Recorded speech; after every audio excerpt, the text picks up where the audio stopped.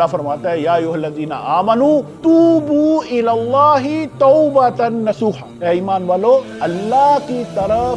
लौट आओ तौबा करके जैसे तुम्हें नसीहत फरमाई गई है। नसूहा इसका तर्जुमे मुख्तलिफ होते हैं, कई जगह होता है खालस और इस तरह के, लेकिन नसूहा नसीहा ही। और सिद्दीक़ इमाम फ़खरुद्दीन और रज़ियल्लाहु अन्हु आप फरमाते हैं कि ये जो नसूहा का लफ्ज़ नसीहत कैसे की गई तौबा की, तो आप फरमाते हैं कि सूरत निसा में वलौ अन्नहुम इज़ ज़लमू अनफुसहुम जाऊका फस्तगफिरुल्लाह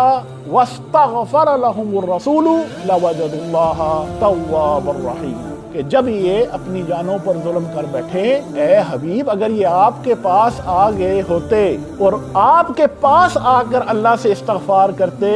और आप भी इनके लिए इस्तगफार करते तो ये अल्लाह को तौबा कबूल करने वाला, रहम करने वाला पाते। यानी कि हमारे ज़माने में अब क्या करें, यहाँ एक मदीना शरीफ चले जाए, रोज़े मुबारक पर जाके, और उसकी भी मिसालें तफसीर में मौजूद हैं, इसी आयत की तफसीर में मौजूद है। दूसरा, आप सल्लल्लाहु अलैहि वसल्लम के अहले बैत में से किसी को थाम लो, क्योंकि रसूल करीम सल्लल्लाहु अलैहि वसल्लम ने खुद फरमाया ना कि मैं तुम्हें वो छोड़े जा रहा हूँ, अगर इनको थाम लोगे तो मेरे बाद गुमराह नहीं होगे, अल्लाह की किताब और मेरी तरफ। हफ्तावार लेक्चर में शिरकत के लिए अपने करीबी बुरहानिया के सेंटर में तशरीफ़ लाएं।